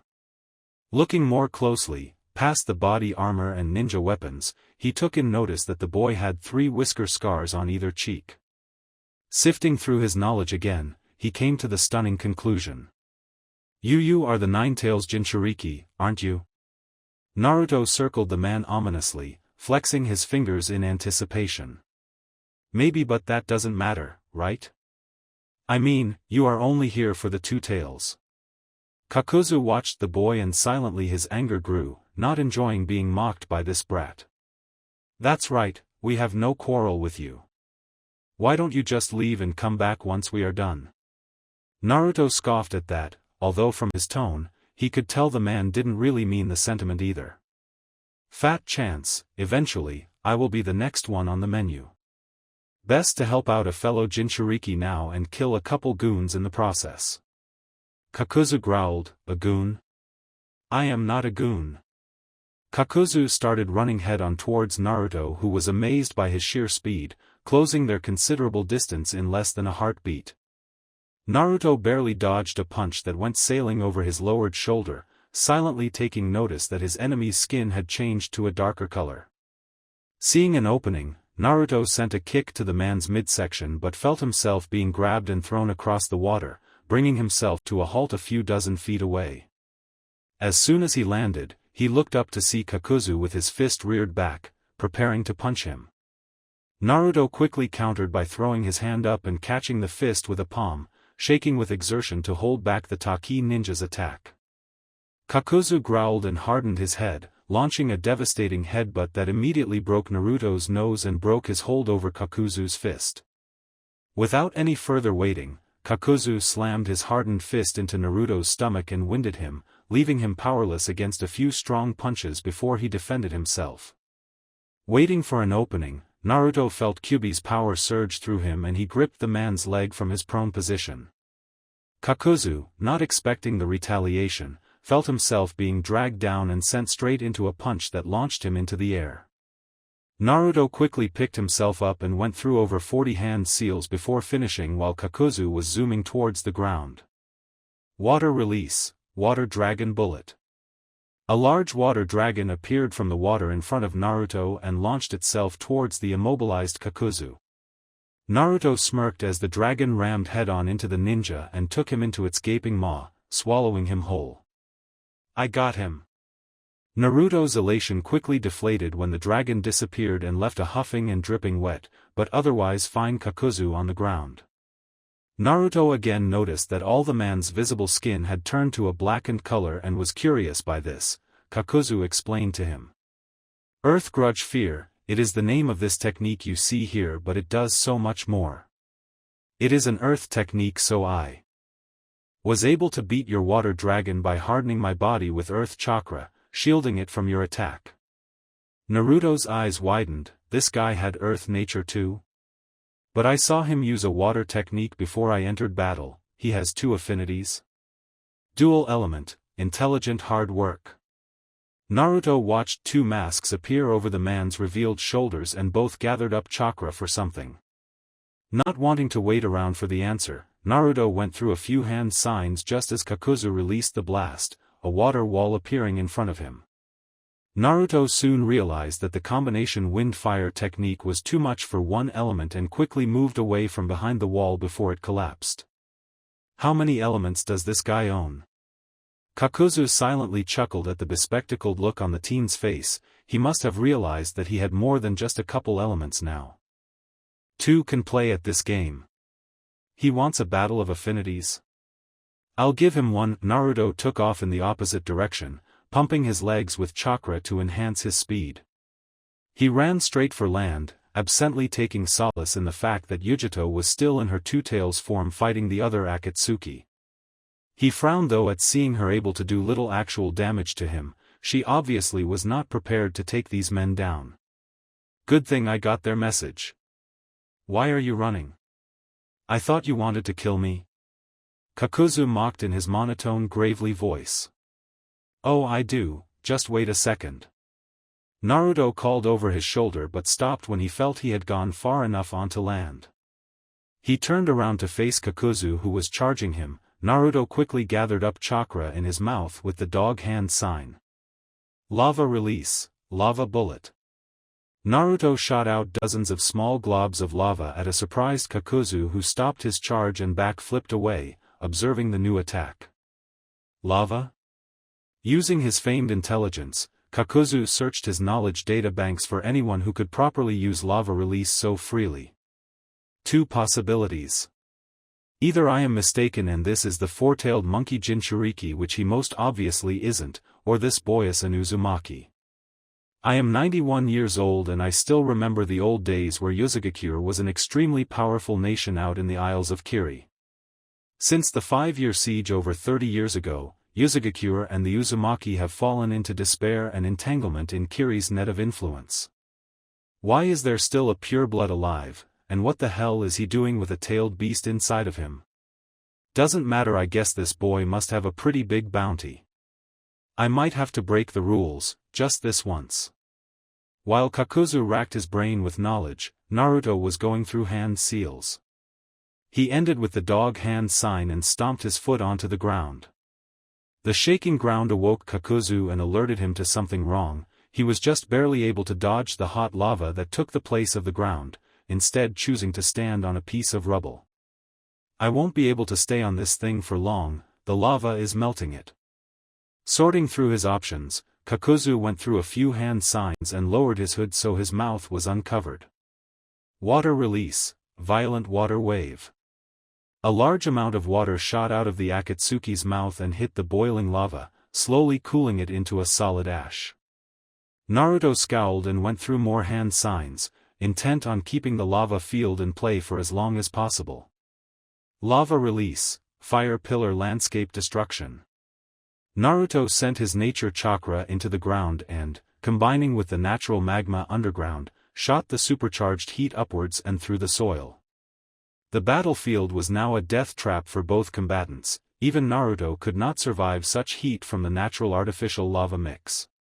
The lava and fire spirals were now appearing in random spots, somewhat guided by Naruto's will, and they would unexpectedly launch out of the ground attempting to hit Kakuzu with the intense heat. Not bad, kid, you are making this fun. Kakuzu noted, enjoying the challenge he had not felt for a long time. Not since the day I attempted to assassinate the first Hokage have I fought someone with such control over advanced nature chakra, very challenging indeed. Shadow clone technique. Naruto made 24 clones, all with their broadswords out and ready to fight against the Taki ninja. Kakuzu smirked. The battle was getting to the good part. He completely forgot about Haiden and the Two Tails. Looks like it's time to get serious. Nagara Dam, rubble. Ground level. Haiden felt the tremors in the ground and quickly glanced in the direction he last saw Kakuzu fighting the intruder. His eyes widened when he saw what looked to be lava shooting out of the ground in the battle zone, often obscuring the scythe user's vision. Looks like Kakuzu's got his hands full over there. Wonder who Haiden couldn't finish his train of thought as he dodged another swipe but was unable to prevent himself from being hit with one of the two tails the cat had. Its fiery qualities led the man to get not only crushed into the ground but burned as well. He once again thanked Jashin for his immortality and promised 100 more souls put to slaughter in his name. Damn it. Why won't you just run out of chakra already, you stupid bitch? The Bijou appeared to become even more angry after this and charged Haiden, who was yelling out apologies after that. Moi. With one last blast, the Two Tails launched the largest fireball yet at Haiden, forcing him to be blasted away from the sheer size of the shock wave. Yujito appeared in the fiery center of the beast, the blue fire slowly receding back into her body as she fell victim to exhaustion. Damn it, I haven't even killed one yet. Looks like I'll have to use my normal chakra. Haiden picked himself up off the ground, snapping a few broken or misplaced bones back into place from his jumbled landing. He looked back at the woman and smirked when he saw the beast's chakra had receded, leaving her vulnerable to his attacks. Huh. Now it's time to play. Haiden charged forward, intent on slicing the Jinchuriki with his three-bladed scythe. Yujito pulled out a kunai and began to parry and counter against his attacks, just barely avoiding his attacks each time. Haiden was smirking like a madman, knowing it was only a matter of time before she slipped up and gave him a taste of blood. You can't hold out forever, kitty cat, why don't you just give up? Yujito was getting pissed, she didn't like to lose, especially to men. Fuck you. She back-flipped away and got enough distance before her next jutsu. Lightning release, electromagnetic murder. A large surge of electricity flowed from Yujito's clasped hands and shot towards a surprised Haiden who was just barely able to dodge it. Damn it, that would have hurt like a bitch. Poor Haiden was not given any time to rest though because, as he was in mid-air from his side step was hit by Yujito's arm. The worst part was that Yujito had enhanced her strength with her tailed beast chakra, a blue chakra cloak covering her body. Haiden felt his chest collapse and give way to her amazingly powerful attack. He looked down at her to see her smirking face. Lariat. The Akatsuki was sent flying into a piece of rubble and felt the pain intensify further, eliciting a hurt groan from him. Yujito looked at him with her cat-like eyes and relished in the tailed beast's chakra coursing through her. Not as strong as Killer Bee or Raikage-sama's but still powerful enough to take you down. Yujito took comfort in his pained groans but looked over shoulder when she heard an especially loud explosion close by. She silently cursed herself for losing touch with her surroundings so much, she hadn't noticed the other enemy's odd absence until now. How can someone else be here? Better yet, who can stand toe-to-toe with one of these guys other than me? Curious and feeling like her job was done with Haiden, Yujito took off running towards the large battle that was threatening to spill over the artificial dam. Haiden felt his chest close up and a small scar left to commemorate the wound and he grunted in pain while he pulled himself up. Wiping his lip of the blood that had garnered there, he stalked towards the battle that now occupied his partner and their target. Fucking bitch, that actually hurt. Nagara Dam, ground level, lava release, lava dragon bullet. Naruto held a dog hand sign as he ran towards Kakuzu who was in turn holding up a hand sign while he ran towards Naruto with the river/lake behind him. Water release, great waterfall technique. A large amount of water shifted and sailed into the air from the nearby water source, hanging over Kakuzu's head and impacted the lava dragon head-on. While the dragon was cooled, the rock was still there and Naruto timed his attack perfectly. Kakuzu and Naruto reached punching range and the Akatsuki didn't wait to send a punch straight to Naruto's face, one of which Naruto deftly dodged before he brought up a leg and kicked the man. Kakuzu smirked and held the leg but widened his eyes when a shadow clone flashed to Naruto's left and kicked Kakuzu in the stomach, sending him hurtling back in air. A piece of cooled lava debris fell in front of Naruto's face and he yelled out his next technique, surprising Kakuzu with the sheer speed and timing of it. Earth release, rock blizzard. Naruto gripped the large piece of debris and threw it in front of himself before shattering it into dozens of smaller sharpened pieces from a single punch. These pieces, instead of falling due to gravity, launched themselves towards the still-in-motion Kakuzu and it appeared as though he would be pierced. Naruto frowned when his attack failed as he had expected it to. The man had hardened his skin and cancelled out Naruto's earth technique with his own. Damn, what's it take to beat this guy? I wonder if Haiden is done with the two tails yet. I don't hear any fighting, Kakuzu absently mumbled loud enough for Naruto to hear as well. While he didn't take his eyes off his opponent, Naruto was also curious as to how his fellow Jinchuriki was faring. Oh, he is done alright. Naruto and Kakuzu looked up to a piece of rubble to see Yujito with her blue chakra cloak still enveloping her, her sharpened canines visible in the smirk she gave Kakuzu. So Haiden was finally beaten? I must say I'm a bit surprised, but I suppose he had to be incapacitated eventually. Kakuzu shrugged his partner's death off, slightly unnerving the other two. You don't care that he is dead at all? Naruto asked, to which Kakuzu answered with a lazy stare at the blonde Jinchuriki and a slow shake of the head. I'm only here because of my own ambitions. I could care less about Hayden's well-being. Although, leader won't be pleased when he has to give me another partner, no one has lasted as long as Hayden did. Oh well, you won't have to worry about that. Yujito jumped down to stand next to Naruto, sending chakra to her feet allowing her to remain on the lava. Since we will kill you before that happens. Naruto was a bit surprised, he didn't expect her to trust him so quickly. I am wondering though, Yujito whispered to Naruto. Who are you? Naruto smiled. I am Naruto Uzumaki, a hunter swordsman from the village hidden in the mist. I also happen to be the Nine-Tails Jinchuriki. I was asked to come here and help you fight off Akatsuki. Yujito gasped at the point where he revealed his Jinchuriki status and she glared at him.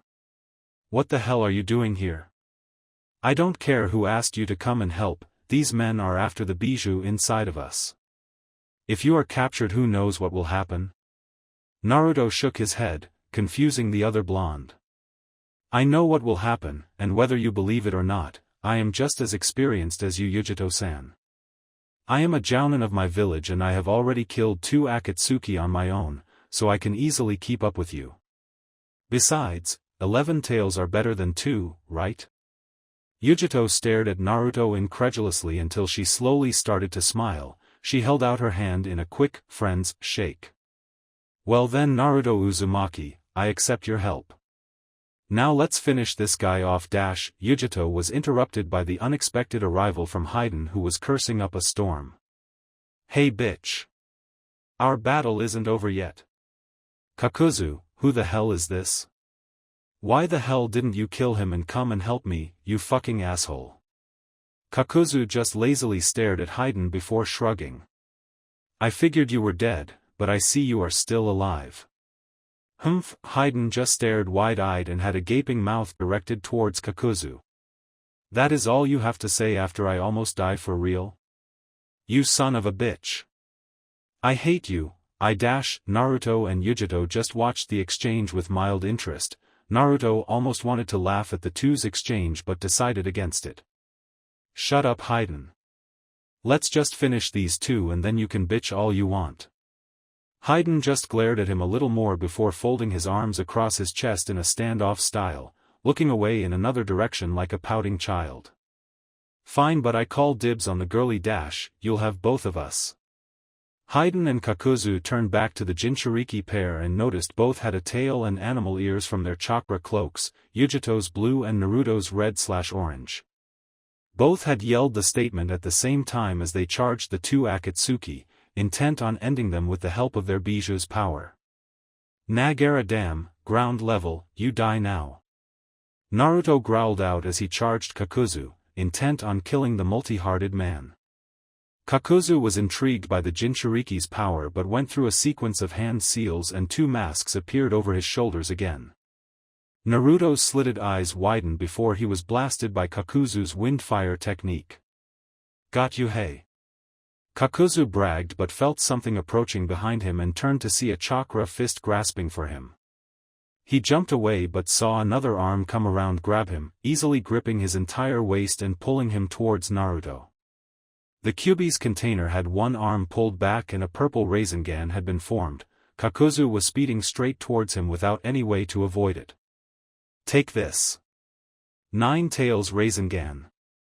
Naruto put the Rasengan in front of the oncoming fist and watched in satisfaction as it hit Kakuzu's heart and sent him exploding backward straight towards a piece of rubble. Kakuzu. Hayden tried to run towards him but was once again stopped by Yujito, a wall of fire blocking his path to his partner. Damn, you little bitch. Hayden charged Yujito, but she easily avoided, her speed greatly increased with the cat's chakra flowing through her. 2 Tails Fireball. Hayden looked to see her gathering up a mass of chakra in her mouth and began to charge, hoping to get her before she completed it. Oh shit. Hayden was enveloped in blue flames and Yujito smirked in satisfaction. Her elation sunk when she saw the dust clear and Hayden was trying to futilely put out the blue flames on his coat, his face in panic. Damn. If leader finds out I need another cloak, shit. Why won't he just die? Thought you had me, didn't you? That's the first time in a while someone made me lose a heart, I must congratulate you.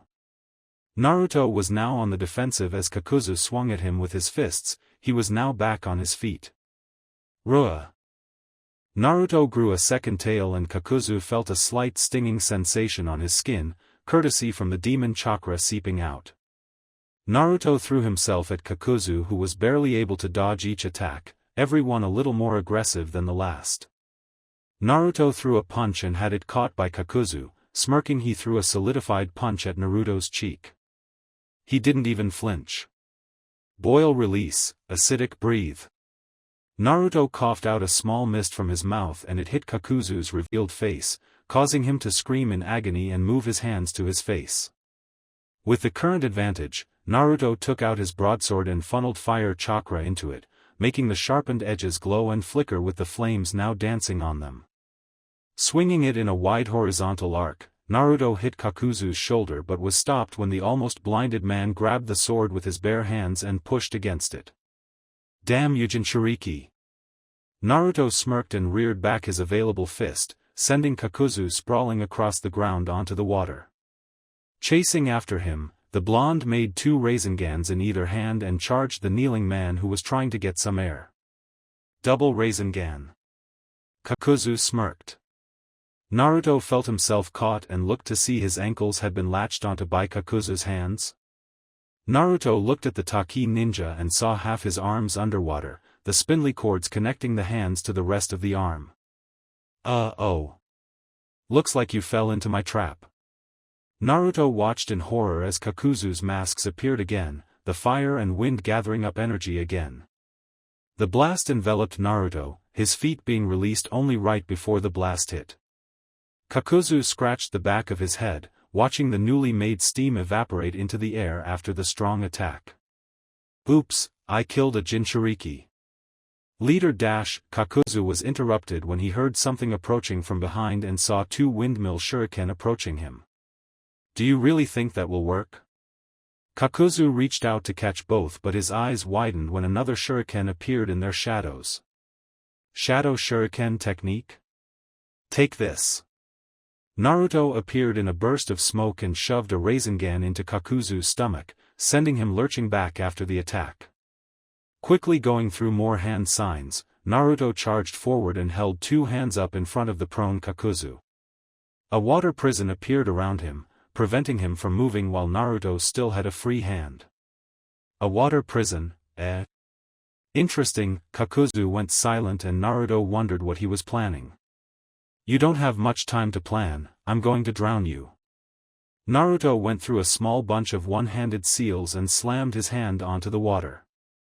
Lava release, underwater magma trap. Kakuzu's eyes widened when he looked down to see a faint glowing light, it was a small volcano being formed underneath the water. Naruto smirked but turned to see the entire water prison was murky with mud, he could no longer see the prisoner. Dropping the prison, Naruto backed away and saw the mud form into Kakuzu who was not very happy. I may have lost my water affinity but I can still take this kid down. Fire release, Grand Fireball. Naruto shot off a fireball only to see the wounded Kakuzu go through the same hand seals, bringing a hand up to his mouth. Fire release, Grand Fireball. The 2 fireballs collided and the 2 were launched into a vicious tug of war with each other, pushing chakra into their attack. Naruto broke his attack first and moved to the side, launching a kunai at Kakuzu. The Taki ninja's eyes widened when he recognized the weapon from before. He teleports with that thing, he prefers to hit my right side. So Naruto teleported but was met with a firm kick to the face that sent him sprawling on the water, surprising him. How the hell did he knew I was going to flash at that spot? You are too easy to read, kid, maybe you should work up a strategy before you use that jutsu again. Kakuzu mocked him before releasing one of his masks from his body, it was the lightning mask that Naruto had not seen for some time. Shadow Clone Technique. Naruto created 20 clones and launched them at Kakuzu, engaging him in a one-sided sword battle. Kakuzu gripped the long sword of the first clone and pulled on it easily with his earth-enhanced strength, punching the clone and making it disappear. Good, buy me some time. The blonde launched himself towards the lightning mask, intent on destroying it first. The mask turned to face him and launched a large spike of lightning towards his figure, making him dodge. A shadow clone appeared behind the large beast and it turned around on the water to squash it, leaving Naruto free to move. Fire release, Fire Dragon Flame Bomb. A concentrated flow of white-hot fire launched from Naruto's mouth, hitting the strangely shaped body of the mask. It screamed silently in agony before Naruto's clone sent a Rasengan right into its face, destroying the mask for good. 2 masks down, 3 to go. Naruto turned around from the melting black chakra to a punch in the face. Kakuzu towered over him and he had a look of unbridled rage on his face. This little bastard's taken 2 of my hearts, I will just have to take his. I don't know why I never took one your clansmen's hearts back when they were around, but now I have a chance rectify that mistake. Naruto's eyes widened when he heard that and felt himself pinned and sinking underwater, small threads attaching to the armor directly over his heart. You can't escape from me, either you drown or you die from being without a heart. I get what I want either way. Naruto let loose a muffled gasp for air and watched the bubbles float to the surface, the light fading away from him. He felt a heat beneath him and turned his head to see his volcano still intact. It was his finishing move for this fight. Hey Fox. I need some of your chakra so I can get this guy off of me. Fine, damn needy humans. You better kill him this time, playing around with our prey is so boring. Yeah, Naruto felt Kyuubi's chakra surge through him and he broke the iron hold over one of his arms and started to repeatedly punch Kakuzu's hardened face. He felt his knuckles break and reform over and over again, but the Akatsuki would not budge. Lava release, Lava Bullet. Naruto shot off a point-blank bullet of lava right into Kakuzu's face, the combination element defeating the Taki ninja's hardened skin. Desperate to try and get the lava off before it cooled, Kakuzu released Naruto again and ended up regretting it. Now being free to move, Naruto laid a kick over Kakuzu's back and sent him hurtling down towards the active volcano. Seeing that he was being herded towards certain doom, Kakuzu flipped himself over and attempted to swim upwards but was caught by Naruto. I want to kill you, remember? You die here and now, go rot in the center of the earth. Kakuzu could do nothing as he was punched repeatedly in the stomach, edging him farther towards the slowly closing volcano. With a final kick to the stomach, Kakuzu was sent right into the burning lava that was still remaining thanks to Naruto's chakra. Setting foot on the edge of the lava substance, Naruto went through a few hand signs before slamming both hands onto the earth part of the volcano. Earth release, Devouring Earth Subduction. Nothing was heard as the volcano silently sunk underneath the ground, closing like a Venus flytrap around the burning Kakuzu. Naruto returned to the shore for much-needed air and to escape the underwater prison. Upon reaching the mangled ruins of the battlefield, Naruto collapsed onto the ground and felt himself blacking out. The last thing he remembered seeing was a flash of gold and nothingness. Sir, I think the swordsman is out cold. The Kinkaku squad had moved to assist when Naruto had been dragged underwater but now found themselves tending to a victorious blonde. Is he injured? Tamura asked. The medic shook his head. Nothing that won't heal on its own, but we show dash. The man was cut off by a large explosion and the bounty hunters turned to see Yujito get shot straight through a piece of rubble. She landed amongst a pile of rocks and did not get up. Haiden stalked towards her with a giant smirk on his face, the scythe hanging limply over his shoulder as he walked towards her. Did you really think you could win? I bet Kakuzu has already gotten the other one and is just waiting for me to finish up. Fucking asshole. Yujito tried to stand but felt all her strength leave her, she had nothing left to fight the enemy with. Damn it, I am sorry, Kyumo. Just as she was about to accept her fate and capture at the hands of Akatsuki, over 15 Kinkaku hunters' body flickered around her, their katana held in a defensive posture. Kinkaku? What the hell are they? Wait, they must be the chakra signatures Nibi felt before. The attack started. Akatsuki. You will not take a single step further, you have attacked one of our ninja and you will pay for that crime with death. Hayden grew a tick on his forehead. I hate people that make stupid fucking battle cries like that. Yujito tried to wave them off, to run away, but she was too weak. Tamura looked over his shoulder and shook his head towards the young woman who was struggling to maintain consciousness. It's alright Yujito-sama, we have everything under control. We will keep both you and Naruto safe, I promise. Yujito's eyes widened a bit at the thought of Naruto and wondered if he was alright. Yujito's half-lidded eyes wandered until they landed on an unconscious Naruto on the ground nearby. A small smile graced her lips. She settled into an unconscious state herself soon after, relieved from her responsibilities and giving Tamura rein. Thank Kami, Tamura. Without taking his eyes off the smirking Hayden gave a few hand signals pointing out Yujito and Naruto. Two of his Kinkaku squad members stiffened a bit and disappeared into blurs. The unconscious forms of Yujito and Naruto had gone missing as well. Hayden scowled, them running was going to make his job a lot harder. Oi! Kakuzu, go kill those guys and get the damn Jinchuriki. Kakuzu? Tamura smirked behind his mask. Your friend is dead, he was killed by the other Jinchuriki. It's just you, us, and a whole lot of ground to cover until you reach Kumo. We won't allow you to make it very far, of course. Hayden's eyes widened. Kakuzu was dead? Son of a bitch, bastard would leave me all the work in the end. Probably laughing in his fucking grave, fucking asshole.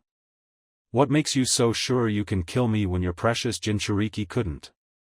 Tamura frowned. There had to be some way to kill him, right? Let's find out, shall we? Tamura and his men launched themselves at the cloaked man. Kumo mountain range, 2 miles from Nagara Dam. How far do you think we should go with these two? One of the masked hunters asked his partner, adjusting the human package he held behind his back. His partner shrugged.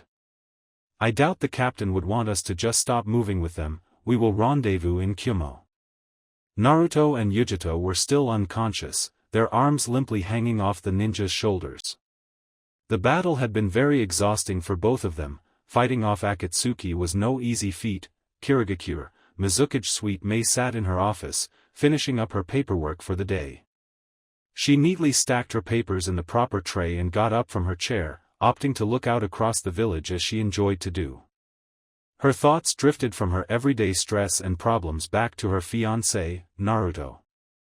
Narrator, you alright? Have you won? To lose Naruto would be a stab to the heart for Mei, and she truly hated sending him out of the village. She would rather tie him up and leave him at home every day she left.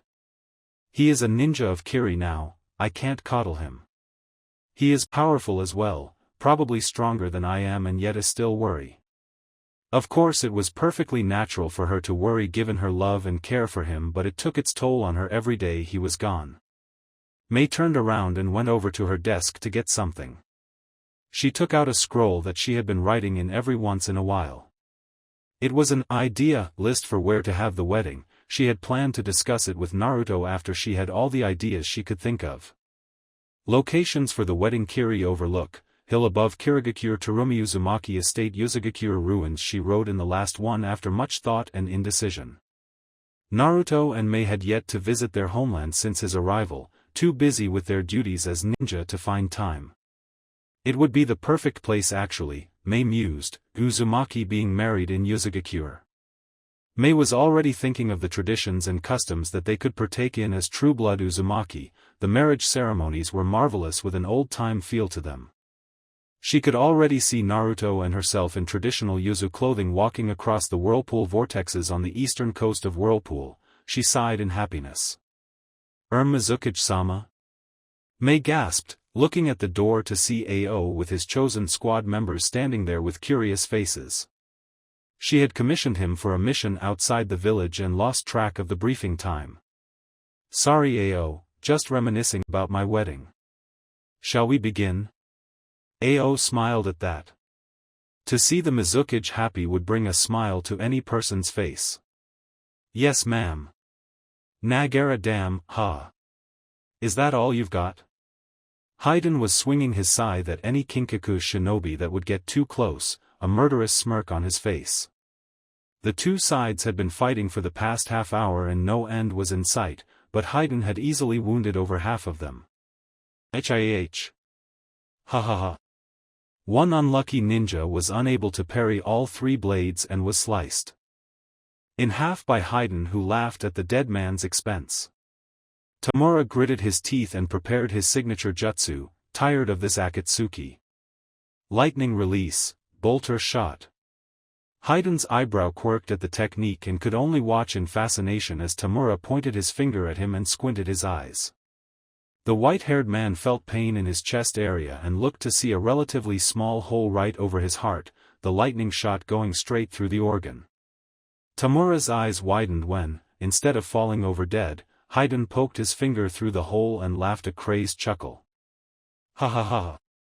That tickled, the pain felt so perfect. Tamura and his men were shocked. What the hell was this guy? Charge him again. Hit him from all sides. The shinobi let out a battle cry and charged the smirking Haiden. Tamura launched his katana at Haiden's weapon arm, hoping to at least distract him. Haiden countered the captain's attack with his scythe while he used his other arm to grab his metallic spike and blocked another katana. One of Tamura's subordinates launched his attack on Haiden's vulnerable front side but was beaten down with a perfectly timed kick to the chin, sending him down for the count. HWAH. Two golden masks surged their katana with lightning energy and sent them straight through Haiden's abdomen. They looked up to see Haiden looking at them with an annoyed scowl and a fake yawn as if their attack was nothing. Ow! That kind of hurt, you little bastards. Haiden flexed his arm muscles and Tamura tensed up. Jump away, now. Not a second too soon, the four ninja jumped away before Haiden freed himself and sliced the air in front of him. Sighing, Tamura relaxed his muscles and took up a leisure-concentrated stance in front of the Akatsuki, his breathing leveling out and chakra coursing across his skin. Reikage-sama, please forgive me. Lightning release, lightning armor release. A thick screen of electricity sparked and took shape over Tamura's body, surprising his men and earning the intrigue of the scythe man. Oh, what's T-? Haiden was unable to finish when Tamura disappeared and reappeared right in front of him, elbowing him hard in the stomach. The attack sent him flying and brought him crashing into a piece of rubble, but this did not stop the Kinkaku's onslaught. Each punch and kick brought the force of 1,000 more with the lightning enhancement, quickly bringing Haiden's curiosity to an annoyed anger. Ah! Get off of me! Tamura was straddling Haiden, laying punch after punch into his face with no real effect. Haiden was finally able to hook his leg under Tamura and with a strained grunt pushed him off and swung his scythe, cutting right through the Kyomo nin's armor and making it look like confetti. Ah! The captain fell into a heap against a pile of rubble, clutching his bleeding chest and watched his executioner walk towards him. I'm gonna make this slow. Haiden brought up his scythe with two hands and was about to bring it down when one of the Kinkaku shinobi jumped on his back and pierced his neck with a kunai. Haiden started to gurgle on his own blood but fought to shake off the man who was grasping onto what was left of his cloak. Another Kyomo nin rammed into Haiden's stomach and tried to make the bigger man fall onto his back, but Haiden held strong and began to beat the man's back with his fist. The final squad member rushed in and elbowed Haiden right in the face, bringing the Akatsuki down with a heap onto the ground. The man on his back rolled away to safety. Tamura was now up with his katana in his hands, now holding his weapon in an executioner fashion above his head with both hands. Haiden looked up at him with a look that no one had seen him make in a long time, absolute fear. Why won't you just die? With every ounce of strength he had left, Tamura brought his weapon down onto the man's neck and severed Haiden's head from his body, bringing an end to the fight. Huffing from sheer exhaustion, he moved to see to his men but stopped when he heard a growl from behind him. Slowly turning around, his eyes threatened to leave his head when he saw Haiden's head still talking and glaring at him. Oi! You bring my body over here right now and put me back together so I can kick your fucking ass. Pure anger and adrenaline the only thing fueling his body, Tamura ran towards Haiden's terrified head and punted it right into the lake. Tamura looked over the edge of the water and watched the head sink down into the murky liquid. The thought would surely haunt him for some time after. He dusted off imaginary dirt on his gloved hands and gave a tired smirk to his men. Well, all in a day's work, boys. And with that, the Kinkaku captain rightfully collapsed, brought down by the fight that had defeated the Jinchuriki as well. He fell into sleep content with the knowledge that they had won and Akatsuki had lost. 2 days later, Kumogakure, Hospital. Naruto opened his eyes to see white, just white. At first panicking because he thought he was dead, he decided to look left and found a sleeping Yujito in a hospital bed of her own. Naruto reasoned that they had been taken to a relatively large city in Lightning Country and patched up, but where exactly they were and what the situation with Akatsuki were the big questions on his mind.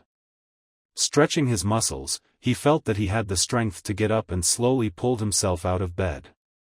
He wobbled slightly and noticed his clothing was neatly folded on a nearby chair but started to chuckle when he saw a small trench where someone dragged his sword across the floor. It was leaning against the wall next to his clothes. He had too bad for the floor. Quickly pulling on his clothing and weapons, Naruto prepared to head out of the room and head for Kiri but was stopped by a hand gripping his arm. He turned his head to see a pleading Yujito in her revealing hospital gown. She tightened her grip on his sleeve, obviously not wanting to leave so soon. "I never got the chance to thank you. You didn't think you were going to get away so easily now, did you?" Yujito said, smirking, and Naruto chuckled, scratching the back of his head nervously. "Sorry, I didn't mean to leave so suddenly like this, but I need to head back home. I've already taken too much of Kumo's care and time. I don't want to impose." Yujito scoffed at that. Kumo would regard him as a hero, not as a weakling. "Nonsense, there is nothing wrong with you being here. And why do you have to leave so soon?" Naruto glanced at her and saw what she was obviously hinting at with her half-lidded eyes and slight shake of her hips. He chuckled nervously again with a blush, hoping to not get beaten for this by her or Mei. "Well, you see," Naruto pushed his pointer fingers together nervously, "I'm engaged." Yujito's eyes widened. "Engaged? Wah?" Naruto just nodded dumbly.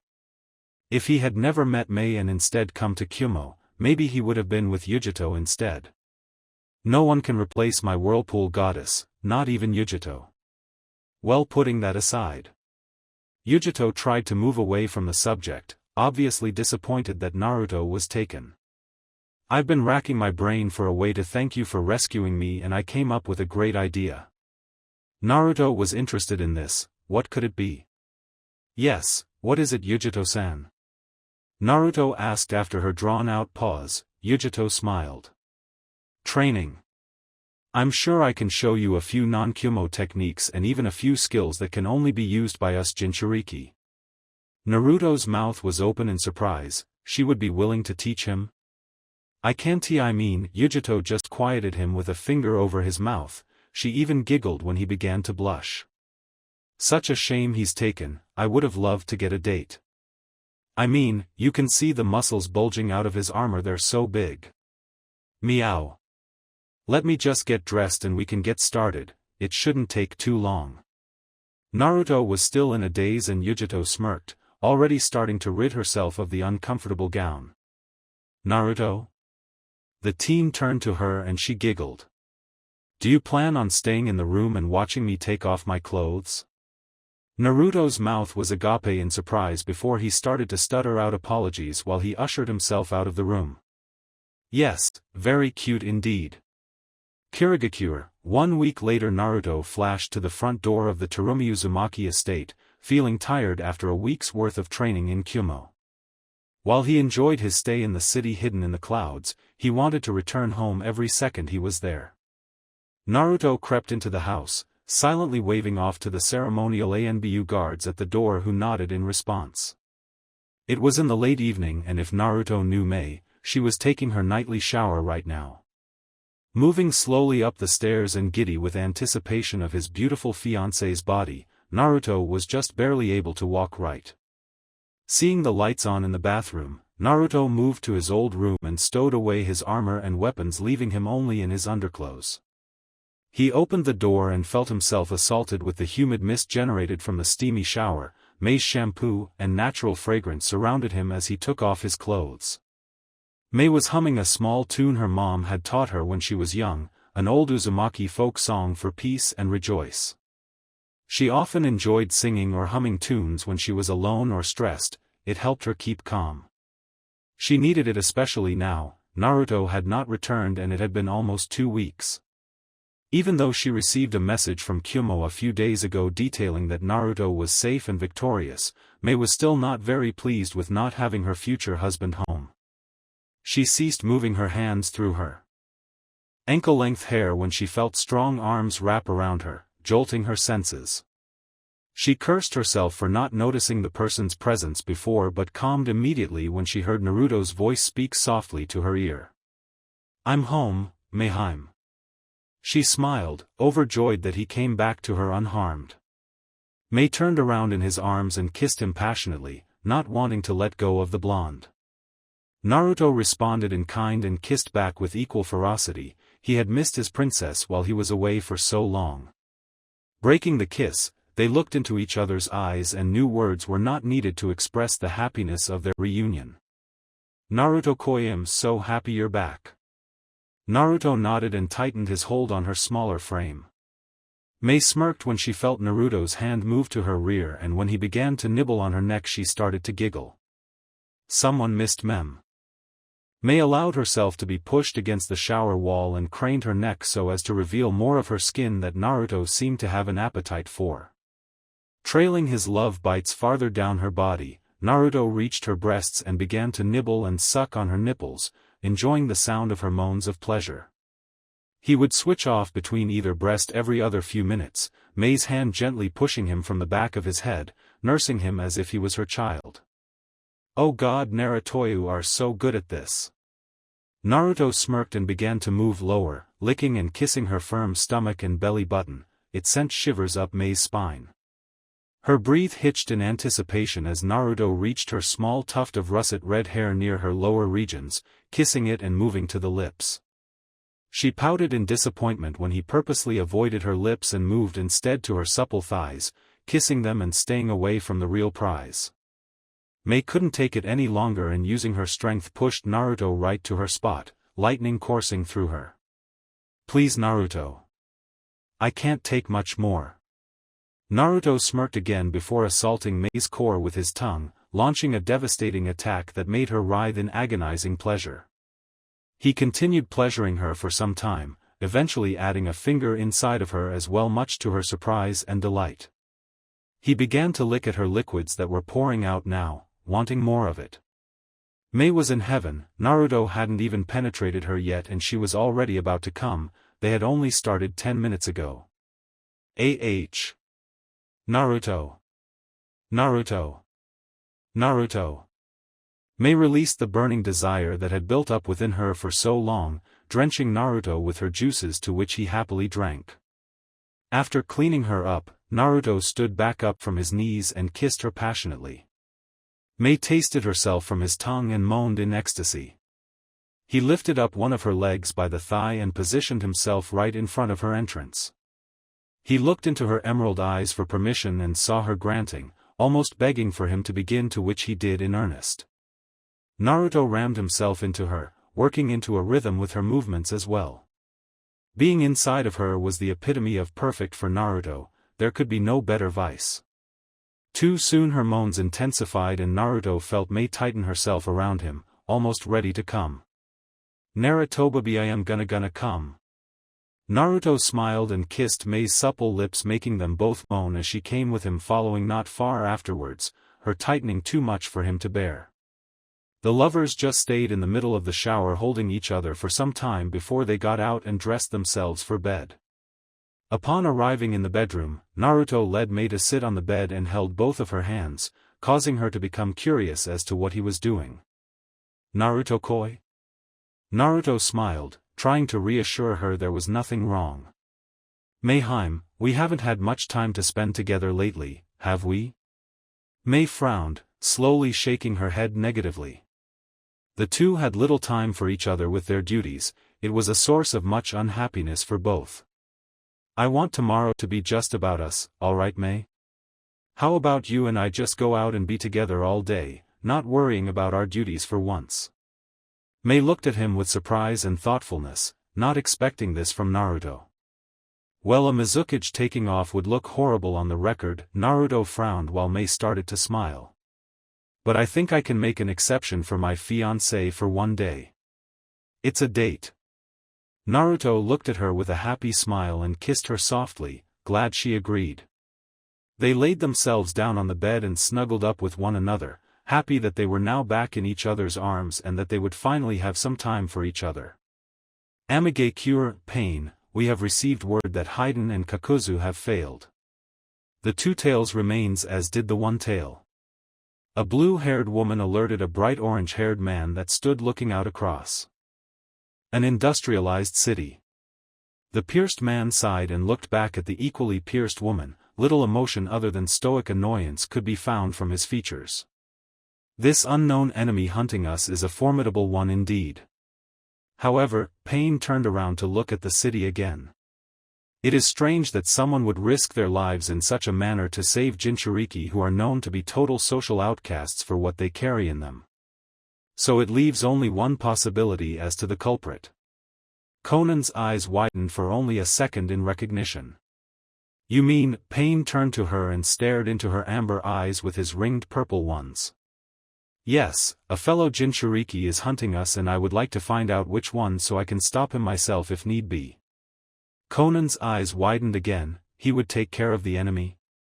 I will alert Zetsu immediately. Pain. Unnamed Kiri al-Hyo stood with his small squad of fellow root members. They had made a base camp on of the smaller islands off the coast of Kiri for their mission. He reviewed the plan one more time in his head, having already destroyed the mission scroll given to him by Sai. Naruto Uzumaki, we will stop your little vacation to Kiri. You insolent little whelp, actually thinking you could just leave Konoha. The Nine Tails belongs to us. Thank you for watching. I hope you enjoyed it. Make sure to like and subscribe, and don't forget to share this video with your friends. If you want early updates, check out Patreon. This is Fox Sage and I'm signing off.